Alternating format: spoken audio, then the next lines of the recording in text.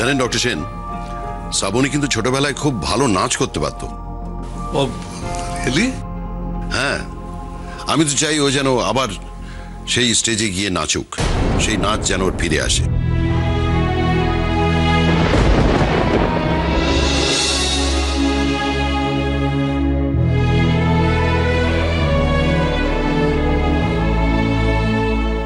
ডাক্তারবাবু, প্লিজ ওখানটা রাখুন।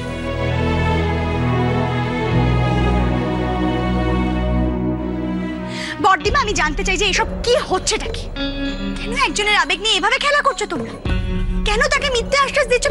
আমি বুঝতে পারছি না। ম্যাডাম প্লিজ, আপনি এতটা উত্তেজিত হবেন না। উনি কিন্তু মিথ্যে আশ্বাস দিচ্ছেন না। কি? হ্যাঁ দেখুন, অপারেশনের পরেই হয়তো ওনার পক্ষে পায়ে অতটা জোর দেওয়া সম্ভব নয়, কিন্তু আমি ওনার মধ্যে যেটা দেখতে পাচ্ছি সেটা হলো অসম্ভব মনের জোর। এই মনের জোরটা যদি ওনার থাকে তাহলে কিন্তু আগামী দিনে মিস্টার ঘোষ যেটা বললেন সেটা কিন্তু অসম্ভব নয়। আমি আবার নাচ শুরু করতে পারবো? হ্যাঁ নিশ্চয়ই। দেখো বিনি, ডক্টর সেন তো বললেন তুমি তোমার নিজের মনের মধ্যে কোনো রকম ভাবনা, চিন্তা বা দুশ্চিন্তা কোনো কিচ্ছু রাখবে না। তুমি আবার আগের মতন সুস্থ হয়ে যাবে। এই জয়ন্ত বসু তো দেখছি আচ্ছা বিপদে ফেললো। সাবুদিকে যা দেখছি ওকেও তো বশ করে ফেলেছে। কি করব আমি এখন, কি করব? আমার খুব আনন্দ হচ্ছে জয়ন্তদা, আমি আপনাকে বোঝাতে পারবো না আজ আমি কতটা খুশি। আচ্ছা বিনিদি, ঠিক আছে, তুমি অত এক্সাইটেড হও না, শুয়ে পড়ো তো। ডাক্তারবাবু একটু দেখবেন প্লিজ, এটা কিসের ওষুধ? এটা তো নার্ভের ওষুধ। কেন বলুন তো? না আসলে বিনিদি না, এই ওষুধটা খেলে কেমন অস্থির অস্থির করতে থাকে।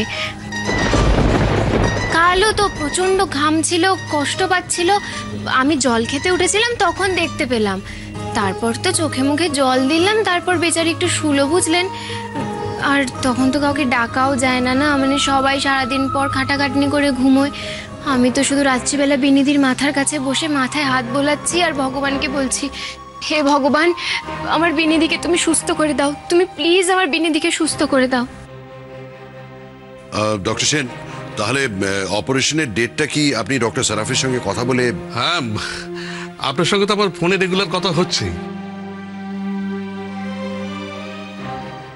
ডাক্তারবাবু বলছি যে এই ওষুধটার কোনো সাইড এফেক্ট হচ্ছে না তো?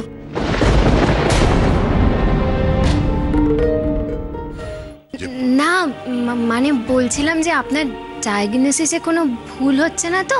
এসব আপনি কি বলছেন?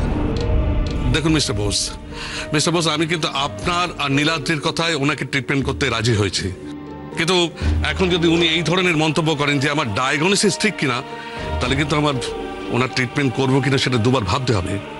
এনিওয়ে, আপনি কিন্তু অন্য কোনো ডাক্তারের সাথে কনসাল্ট করুন, আমি চলি। না না, আপনি বসুন ডক্টর সেন, প্লিজ আপনি বসুন। দেখুন, আপনি কি রেগে যাচ্ছেন নাকি?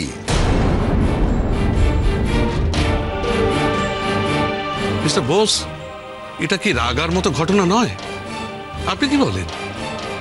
আপনি প্লিজ, আপনি এসব কথা নিয়ে চিন্তা করবেন না। আর ওই এই মেয়েটি মানে রঞ্জা আর কি, ওর একটু ওভারডোজ দেওয়ার একটা প্রবণতা আছে।